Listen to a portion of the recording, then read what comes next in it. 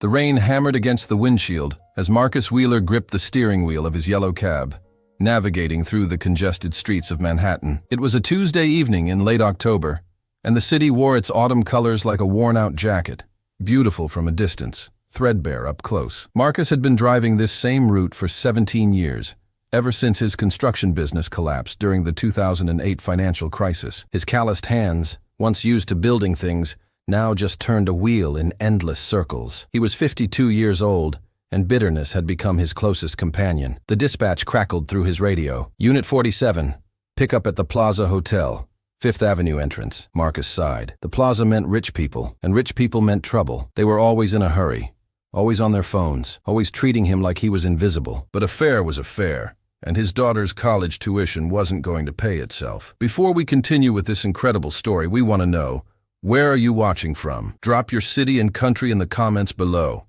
And if you're new here, hit that subscribe button so you don't miss our next stories. Trust me, you won't want to miss what happens next. Marcus pulled up to the plaza's elegant entrance, where a doorman in a burgundy uniform stood beneath the golden awning. A young woman emerged from the revolving doors, and Marcus felt his jaw tighten. She couldn't have been more than 30, wearing ripped jeans, a simple white t-shirt, and sneakers that had seen better days. Her long dark hair was pulled back in a messy ponytail, and she carried a worn canvas backpack instead of the designer luggage he'd expect from a plaza guest. She didn't fit. The doorman opened the cab door for her with the same respect he'd show any guest, which irritated Marcus even more. She probably couldn't even afford the plaza's breakfast buffet. "Where to?" Marcus asked without looking back, his tone flat. "Brooklyn, please. Sunset Park," she said softly, her voice carrying a warmth that Marcus immediately distrusted. People who stayed at the plaza didn't go to Sunset Park. As they merged into traffic, Marcus couldn't help himself. "Staying at the plaza, huh? Must be nice." "I was just visiting someone,"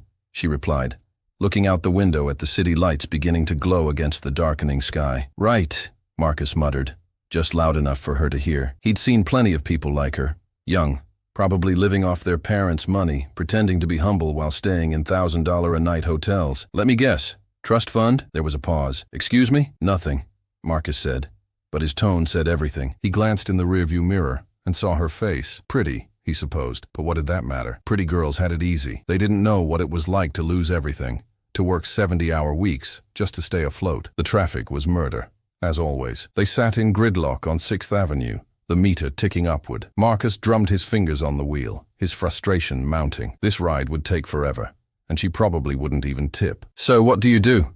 Marcus asked, his voice dripping with barely concealed sarcasm. "Instagram influencer? Model?" She turned from the window, and for the first time, he saw her face clearly in the mirror. Her eyes were brown, almost amber in the streetlight, and there was something in them he couldn't quite read. Not anger, not hurt, but something deeper. Sadness, maybe. "I work in business," she said simply. Marcus snorted. "Right, daddy's business probably." "Actually," she started, but Marcus cut her off. "Look, I've been driving this cab for 17 years. I've seen every type. Rich kids slumming it in Brooklyn for the weekend, pretending they understand what it's like for the rest of us. You walk out of the plaza in ripped jeans like you're trying to be relatable, but you're not fooling anyone." The silence that followed was heavy. Marcus felt a small twinge of guilt. He'd gone too far, but the anger that had been building in him for years pushed it aside. Why should he feel bad? She'd never know what it was like to lose a business, to disappoint your family, to feel like a failure every single day. "You know what your problem is?" she said quietly, her voice steady. "You look at people and decide who they are before they have a chance to show you. And you know what your problem is?" Marcus shot back. "You've never had to struggle a day in your life. You don't know anything about my life," she said, and now there was steel in her voice. "You don't know what I've lost, what I've built, or what I've had to overcome." "Right. I'm sure it was really hard choosing between Yale and Harvard," Marcus said bitterly. They rode in silence for several blocks. The rain intensified, drumming on the roof like angry fingers. Marcus felt his heart pounding in his chest, adrenaline mixing with shame. He didn't know why he was being so cruel to this stranger, except that she represented everything he'd lost, everything he'd never have again. When they finally crossed the Brooklyn Bridge, the city sprawled before them like a blanket of stars. Marcus had always loved this view, but tonight it just reminded him of distance, the distance between who he used to be and who he'd become. "Turn left on 48th Street. she said, her voice quiet. They drove through Sunset Park's residential streets, past modest homes with small yards and cars parked bumper to bumper. This was a working-class neighborhood, which surprised Marcus. Maybe she really was visiting someone. "Here is fine," she said in front of a small community center with a hand-painted sign that read, "Sunset Park Youth Haven." Marcus pulled over, and the meter read $43. She reached into her backpack, and Marcus expected to see her count out exact change. But instead, she pulled out a simple leather wallet and handed him a $100 bill. "Keep the change," she said. Marcus stared at the bill. "That's a $60 tip." "I know," she said, opening the door. But before she stepped out, she turned back to him. "What's your name?" "Marcus," he said, confused by the question. "Marcus," she repeated, as if testing how it sounded. "Do you have children?" The question caught him off guard. "A daughter. She's 19 in college. What's she studying?" "Engineering. She wants to design sustainable buildings." Pride crept into his voice despite himself. The woman smiled, a real smile that reached her eyes. "That's beautiful. The world needs more people like her." She stepped out of the cab into the rain, slinging her backpack over her shoulder. Marcus watched her walk toward the community center, where a group of teenagers were visible through the windows, gathered around tables. "Wait," Marcus called out, suddenly feeling ashamed. "I'm sorry. I was rude. I had no right to—" She turned back, rain already dampening her hair. "You're right. You didn't. But I understand anger, Marcus.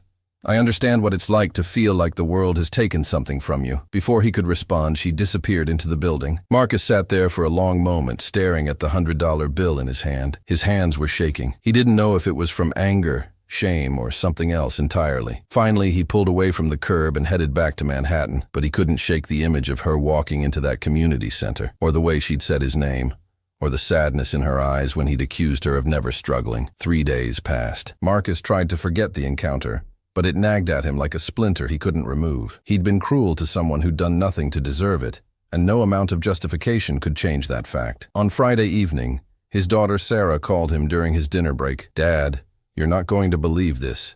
I got an email from the Harper Foundation today." Marcus was eating a soggy sandwich in his cab, parked near Times Square. "What's the Harper Foundation?" "It's this huge philanthropic organization. They fund education initiatives, community programs, all sorts of things. Dad, they're offering me a full scholarship for my remaining 3 years of school, plus a paid internship with one of the top sustainable architecture firms in the country." The sandwich fell from Marcus's hand. "What?" "Sarah, that's how. I don't know. The email said they were impressed with my portfolio and my commitment to sustainable design. But Dad, I never even applied. They somehow found me." Marcus's heart began to pound. "The Harper Foundation, you said?" "Yeah, founded by Elena Harper. She's some kind of billionaire genius. Made her fortune in tech and real estate, but she keeps a super low profile. There's barely any photos of her online." Marcus's mouth went dry. With shaking hands, he grabbed his phone and searched Elena Harper. The results were sparse. A few business articles, mentions of her foundation's work, one grainy photo from a charity event where she stood in the background, clearly trying to avoid the camera, but it was her, the young woman in ripped jeans, the woman he'd insulted and belittled for an entire cab ride. "Sarah, I have to go," he managed to say. "Congratulations, baby. You deserve this." After hanging up, Marcus sat in his cab, stunned. Elena Harper wasn't just rich. She was a self-made billionaire who'd started her first company at 22, sold it for $200 million at 26, and had since built an empire while quietly giving away millions to education and community programs. She'd grown up in foster care, the articles said. She'd put herself through community college while working 3 jobs. She knew exactly what struggle looked like, and Marcus had treated her like garbage. He drove aimlessly for hours, wrestling with himself. Part of him wanted to forget it, to just be grateful for his daughter's opportunity and move on. But the better part of him, the part that his late wife had always believed in, knew what he had to do. On Saturday afternoon, Marcus drove back to Sunset Park. He found the Youth Haven Community Center and parked across the street, his heart hammering in his chest. Through the windows, he could see Elena sitting with a group of teenagers, helping them with what looked like homework. She wore the same casual clothes, the same lack of pretension. She was laughing at something one of the kids said, and the sound carried through the closed doors. Marcus waited until the session ended, and the teenagers began filing out. Elena was the last to leave, locking up the center. He got out of his cab and crossed the street, his legs feeling like lead. "Ms. Harper," he called out. She turned, and recognition flickered across her face. For a moment, he thought she might walk away, and he wouldn't have blamed her. But instead, she waited. "I owe you an apology," Marcus said when he reached her. The words felt inadequate, too small for what he needed to say. What I said to you, how I treated you, there's no excuse for it. Elena studied him for a long moment. You were hurt, she said finally. Hurting people hurt people. I learned that a long time ago. That doesn't make it right, Marcus said. His voice cracked. My daughter Sarah, she got a scholarship from your foundation, and I know it's because of me, because you somehow found out about her. I didn't do it because of you, Elena interrupted gently. I did it because of her. After our ride, I was curious about your daughter, the one who wants to design sustainable buildings. I asked my team to look into engineering students in the New York area with portfolios focused on sustainability. Sarah's work is exceptional, Marcus. She earned that scholarship, but you wouldn't have looked if— Maybe not, Elena admitted, but that doesn't change the fact that she deserves it. Your daughter is going to change the world, Marcus. I just want to help her do it. Marcus felt tears threatening, and he blinked them back furiously. Why? After how I treated you. Elena looked past him, toward the setting sun painting the sky orange and pink above Brooklyn's rooftops. Do you want to know why I stay at the Plaza when I'm in New York? She asked. Marcus nodded, confused by the change in subject. When I was 17, I was living in my 4th foster home. It was bad, really bad. One night I ran away. I had nowhere to go, so I walked through Manhattan in the freezing rain, and I ended up across the street from the Plaza Hotel. I stood there for hours, watching people come and go.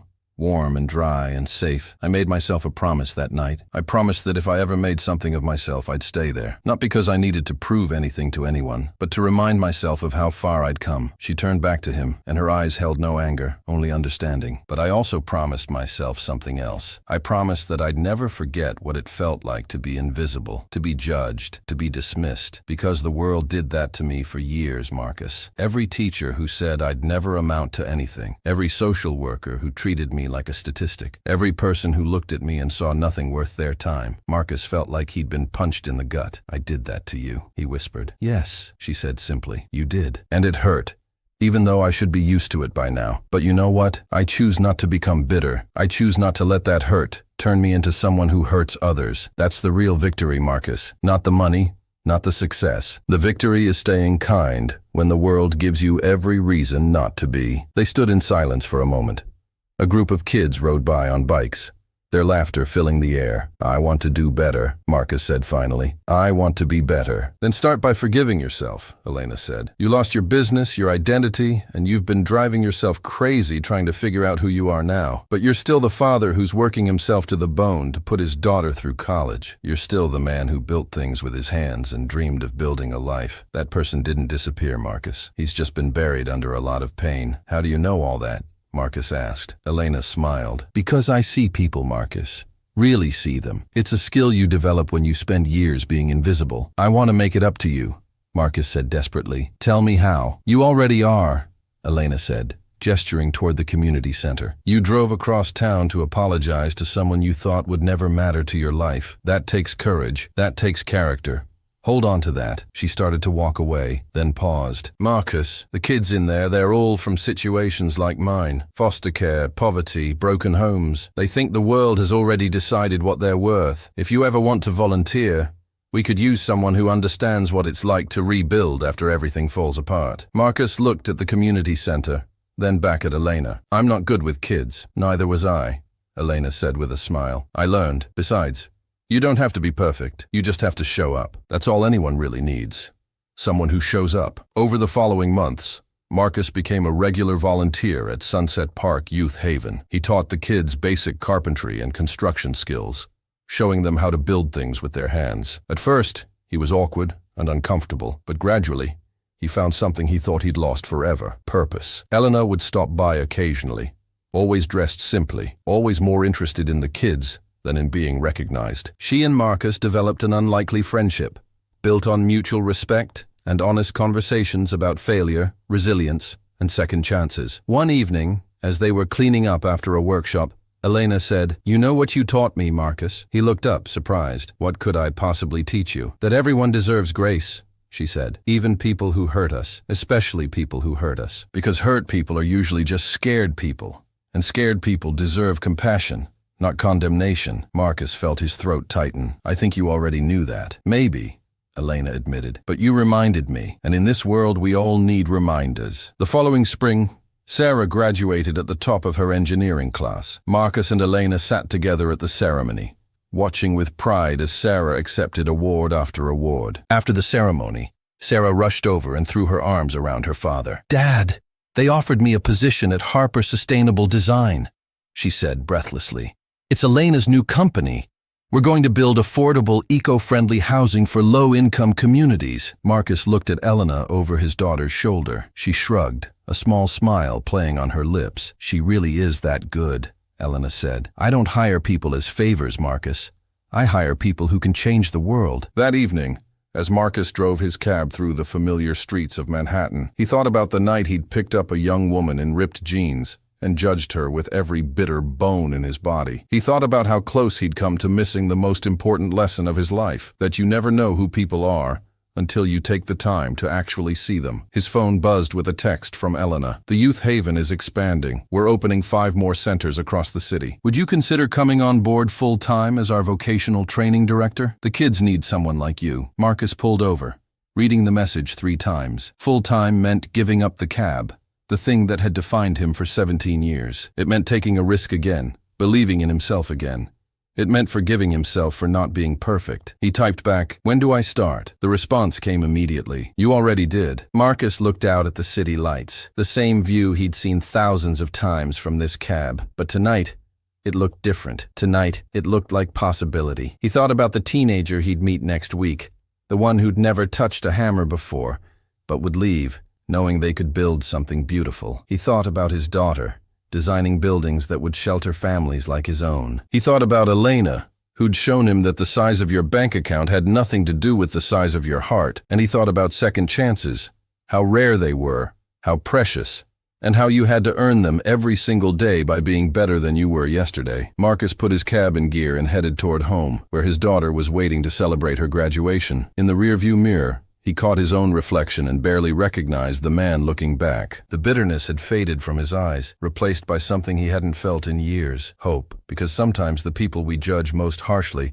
are the ones who teach us the most important lessons. And sometimes the kindness of a stranger, especially one we didn't deserve, is exactly what we need to find our way back to ourselves. The beautiful billionaire in ripped jeans had looked past Marcus's anger and seen a father, a builder, a man who'd lost his way, and in doing so, she'd given him something more valuable than money. She'd given him a mirror to see himself clearly, and the courage to become someone better. As Marcus drove through the rain-slicked streets toward home, he realized that the real plot twist wasn't that the young woman was a billionaire. It was that the angry, bitter cab driver had been capable of change all along. He just needed someone to believe it was possible, someone to see him,